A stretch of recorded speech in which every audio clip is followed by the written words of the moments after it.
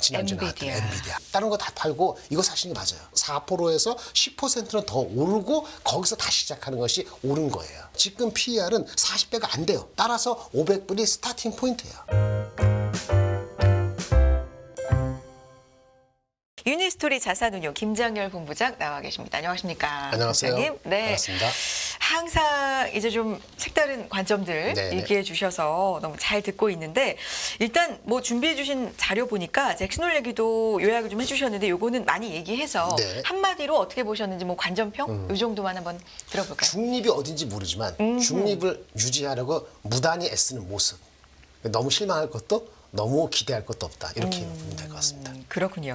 한마디로 진짜 네, 한마디로. 딱 정리를 네, 해주셨고요. 그 잭슨홀 이후에 진짜 지표를 뭘 봐야 될지 이제 기준이 어느 정도는 네. 세워졌기 때문에 시장이 지금 그걸 보면서 뭐 환호하기도 하고 면밀하게 좀 보기도 하고 네. 이러면서 며칠째 지금 시장이 좀 가고 있는데 자 어떤 얘기부터 해볼까요? 뭐 시장에 이기는 국채, 미국 국채 이익률 이것만 보시면 되고요. 4.3에서 내려오고 올라가고 크게 움직이지 않을 거예요. 네. 이 정도면 됩니다.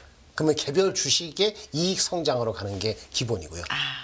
그런데 여전히 매크로가 있으니까 네. 중국 얘기를 잠깐 할게요. 좋습니다. 중국 본격 얘기하기 전에 사실은 우리가 그렇게 어텐션을 안 받은 게 8월 22일 날 일주일 전이네요. 브릭스라는 거 아시죠? 네. 브릭스가 확장됐어요. 뉴 브릭스로 나왔어요. 원래 브릭스는 브라질, 러시아, 인도, 중국, 남아프리카 공화국인데 거기에 이제 중동 국가 사우디, UAE 이런 업체하고 아프리카, 이집트, 에티오피아 뭐 이런 식으로 막 들어갔어요. 여섯국이. 이게 뭐냐? 미국의 패권에 궁극적으로는 도전을 계속 하겠다는 걸 의미하는 거거든요. 그래서 우리가 와치해야 돼요. 물론 여기 뉴 브릭스 중에서 중국이 차지하는 비중이 반 이상이기 때문에 그래서 중국이 중요한 건데 여전히 중국이 마음대로 하지 못합니다. 왜? 인도가 G7에도 있고 브릭스도 있잖아요. 그러니까 인도가 정확히 어떤 피벗을 하느냐가 중요하지만 그 지금 새로 들어온 사우디나 이란이나 아랍에미레이트나 이거 들어온 사람들이 어디예요? 중국하고 가까워지는 거기 때문에 어쨌든 브릭스 확장은 중국의 정치 영향이 커지는 거다. 중기적으로 이렇게 보셔야 되고 이거는 달러가 좀 위협을 받게 되는 위치가 되면은 계속 미국은 그걸 한켠에 신경 쓴다는 거예요. 그럼 무슨 얘기냐? 미국은 가급적으로 금리를 인플레 때문에 내리긴 내리겠는데 예전처럼 확 내릴 수가 없어요. 달러 걱정을 하기 때문에 그게 한켠에 있다는 정도를 우리가 아셔야 된다. 이거 말씀을 드릴 수 있을 것 같아요. 네. 중국이 이제 죽는 게 아니고 달러 패권의 도전은 아니지만 그걸 확장하고 있다는 걸 보고 달러에도 영향을 미칠 수 있다. 금리가 금방 안 내려간다. 이렇게 보시는 게 첫 번째 임플리케이션을 볼 수 있고요. 미국은 신경을 쓸 수밖에 없고. 그렇죠. 네. 예. 그 중국 자체는 어떠냐? 중국은 그렇게 꿈을 갖고 있는데 당장에 너무 죽겠죠. 최근에 나온 이슈를 볼게요. 네 가지 요약하는데 첫 번째 중국은 지금 거의 죽으려고 그러잖아요. 예? 죽으려고 그런다, 뭐 경제가. 헝다다 이렇게 나오는데 네. 이렇게 볼게요. 중국이 헝다고 뭐 저기 컨츄리 꼬꼬대기 군 가네. 컨츄리 가든. 컨츄리 가든. 네. 예. 그거는 2016년부터 중국이 이제 사람의 수가 이제 노동인구가 줄기 시작하면서 네. 정확히 16년, 17년부터 구조조정의 일환으로 진행되고 있는 거에 여파일 뿐이에요. 이 타이밍이 그래서 그렇지. 그러니까 중국은 구조조정을 이미 진행하고 있는데 이걸 멈출 수가 없어요. 이 얘기는 뭐냐? 부양책이 나오더라도 크게 못 나와요. 기본적으로 중국이 부양책으로서 우리가 수혜받은 과거 거를 완전히 잊어버리는 건 아니지만 바닥에서 잠깐 살려줄 수 있지만 그게 과거식으로 돌아가지 못한다. 구조조정이 해온 2017년부터니까 10년은 가니까 한 27년까지는 계속 간다. 이런 얘기예요. 네. 그렇다고 죽게 내버려두냐? 그럴 필요는 없어요. 그렇게 할 필요도 없고 막을 수는 있어요. 물론 저기 뭐 컨트리 가든 같은 경우가 지금 아까 헝다보다는 그 프로젝트 수가 한 4배가 많아요. 3,100 배니까 네. 파장이 오래 걸리기 때문에 깊이가 아니고 파장이 오래 걸리고 시간이 좀 걸려요.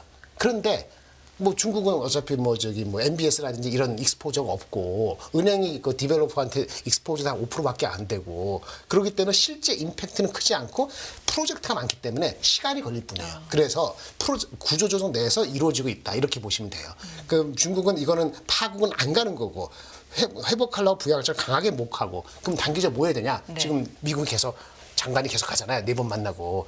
단기적으로 해결은 안 되지만 어쨌든 갈등을 완화할 필요는 중국도 있다. 이 정도로 얘기를 하는 거죠. 그래서 뭐냐? 아까 too little, too much 우리가 극단적으로 공포에 떨 일은 없는 거고 그렇다고 너무 기대를 많이 할 필요도 없고 중도를 지키면서 개별 종목과 우리 큰 산업의 트렌드를 계속 몰두해야 된다. 이렇게 말씀을 드릴 수 있는 거죠. 요약해보자면 파국으로 가지는 않을 것이다. 그렇죠. 그런 상황도 아니고 네, 네. 지금 구조조정이 진행이 되고 있고 이거는 아주 파장이 깊이라기보다는 길게 가요. 그렇죠. 그럴 맞습니다. 가능성이 있기 때문에 중간중간 이상한 이슈가 나면은 네. 사실은 살짝 풀어줄 수도 있어요. 이게 뭐죠? 그림자 금융이 문제라고 옛날에 그랬는데 그림자 금융도 비중이 옛날에 총 사회 융자에 차지하는 게 17%까지 가던 것이 지금 5년 사이 팍 줄어서 5%도 안 돼요. 네. 필요하면 풀어줄 수 있는데 과거로 돌아가지 않는다. 이렇게 말씀을 드리겠습니다. 네. 그 다음에 이제 이슈는 결국은 뭘까요? 지난주에 나왔던 엔비디아. 엔비디아. 제가 네. 일주일 전에 나왔어야 되는데 그 짜증나는데 그 주가가 3% 올라가고 실적 발표 때 3%밖에 안 하고 3% 발표되고 올라갔다가 다시 빠지고 이렇게 왔다 갔다 했잖아요. 오히려 시간외에서 크게 올라서 좀 기대를 했는데 코스라이터. 사실 네, 그렇죠. 지금 오늘 좀 올라서 여태까지 실적 발표되기 전날 기준으로 8% 올랐더라고요. 이틀째 지금 네, 최고가 8%가 충분히 갔는가? 목표 주가는 600불, 700불 나오는데 이거 볼게요. 엔비디아가 실적이 나왔는데 네. 기대보다 얼마나 좋은가? 이거 정확히 얘기할 시간 없죠. 실적이 기대보다 한 20몇 프로 나왔다. 뭐 이렇게 그런 얘기 들으셨죠. 실제는요. 그게 아니고 실적 기대치가 전날까지 확 올라왔어요. 네. 그러니까 최근에 올라온 기대치가 정상이거든요. 최근에 올라온 기대치 대비해서는 12% 상승이에요. 그러니까 최근에는 많이 올랐어요. 그러니까 실적이 135억 불이잖아요. 원래 한 120억 불 정도까지 기대치가 올라가 있었어요. 그 기대치 높아진 기대차가 아닌데 기대치 대비 12% 올랐어요. 그럼 어쩌죠? 오늘까지 8% 올랐으니까 아직도 실적만 대고 했을 때도 4%는 더 올라가야 되고 그거는 500불은 안 차게 해야지 다시 시작하는 거예요. 그리고 만약에 가이던스 준 게 지금 8, 9, 10월 달 진행되고 있는데 가이던스가 맞다 그러면은 네. 가이던스도 원래보다 19% 올라갔잖아요. 그러니까 어떻게 돼요? 한 10% 최소한 2, 3, 4%에서 10%는 더 오르고 거기서 다시 시작하는 것이 옳은 거예요. 주가가 올라가다 내려왔는데 여기 보시면 잘못 알고 있는데요. 한 분기에 160억 불 매출이면 1년 뒤에는요. 한 680억 불 매출이 돼요. 그러면 PER이 확 내려가요.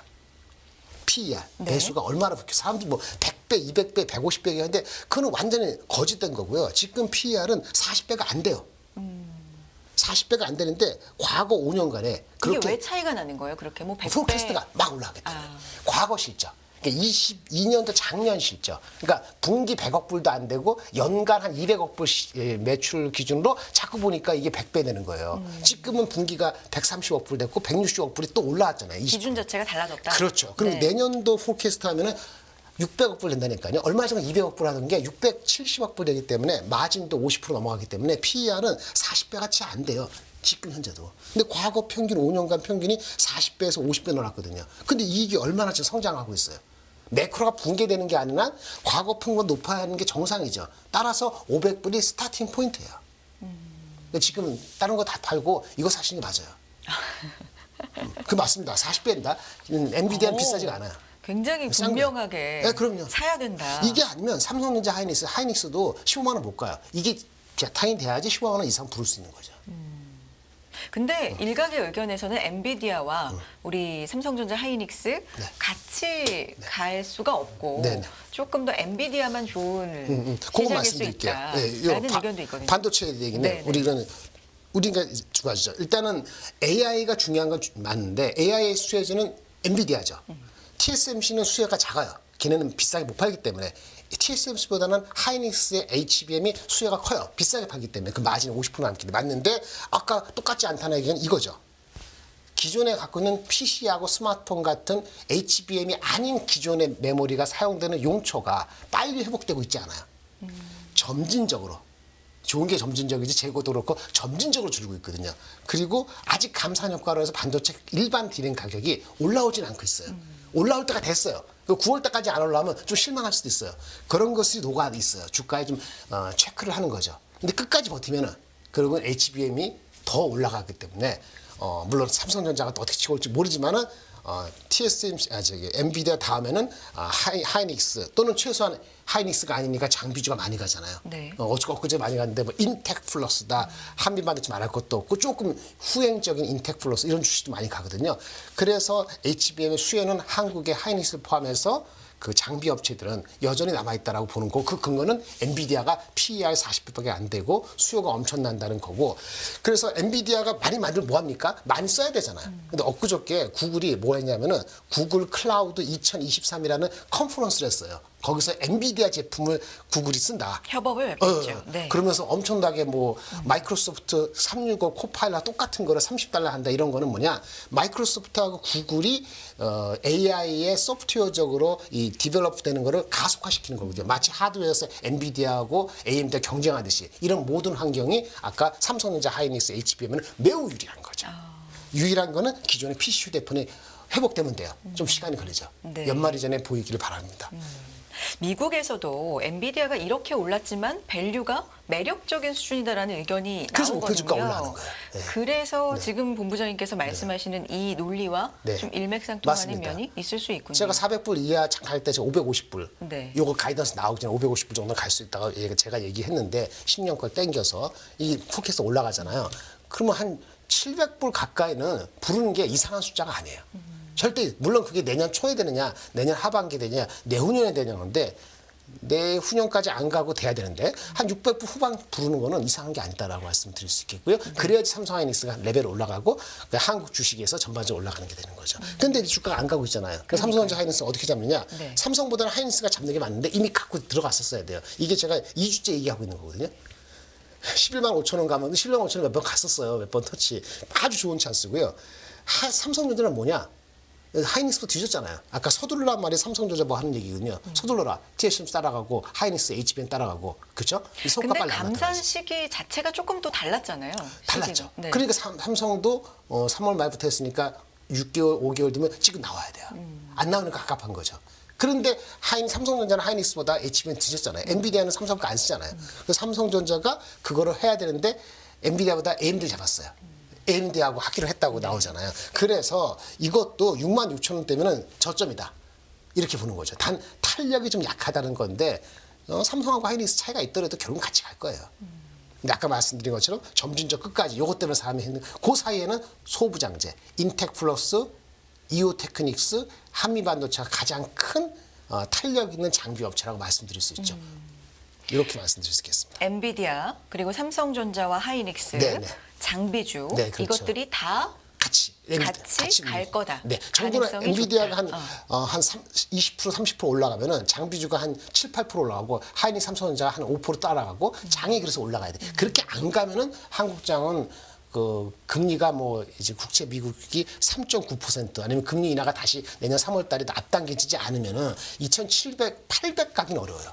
올해는 그렇게 마무리되고 AI 중심으로만 일단 바둥바둥하고 이렇게 가는 가능성이 높은 거죠. 근데 지금 말씀해주신 요 라인에서 사실은 뭐 언급해 주셨지만 제일 답답한 주가 흐름은 삼성전자와 하이닉스. 그렇죠. 삼성은 네. 뭐 그렇게 됐죠. 못했으니까 서두르지 않았기 때문에 하이닉스는 서둘러서 그나마 괜찮다라고 말씀을 드릴 수 있겠고요. 네. 이렇게 말씀드리니까 실적이 나올 때 봐야 되잖아요. 효과가 봐야 되는데 언제 나올까요? 그게 10월 달쯤 나와요. 그래서 지금 9월 달에 앞두고 있는데 9월 한 달은 넘버는 아직 확인되기가 조금 이르고 그렇죠. 근데 PER 멀티플 배수는 한국 시장 막 높이기에는 비싸진 않은데 미국이 한 18배 돼야지 지금 S&P 500 4,600, 700 되는데 4,700 이상은 부르기가 좀 애매모호하고 대충 근처에서 버티고 있는 거거든요. 그런 상태 한국이 혼자 밸류가 높아지지 없으니까 그동안 어떡하냐 수익률 게임에 들어갔어요. 기관들이 언제부터? 지난주부터. 그래서 3분기 실적과 다시 내년도 그림을 바라볼 수 있는 10월 중순까지나 또는 10월 초까지 한 달 동안은 수익률 게임이니까 삼성하이닉스나 이런 것보다 더 개별 주식을 가는 거예요. 최근에 그래서 시장 흐름에서 요것들을 좀 관심을 갖자. 이것들이 가면은 시장이 전반이 갑니까? 사실 미국 시장에 비해서 우리 시장은 좀 답답하고 네. 어떻게 보면은 미국하고도 좀 커플링 되는 것 같고 네. 중국하고도 커플링 되는 것 같고 그러니까 장 초반에는 미국의 영향 맞습니다. 뭐 10시 반 이후에는 중국의 영향 최근에는 좀 그렇거든요. 최근이 아니고 어렵습니다. 한국의 운명입니다. 두 영향을 안 받을 수 없죠. 네. 근데 아까 말씀드린 것처럼 중국의 영향에 대해서는 너무 기대를 하지 말라.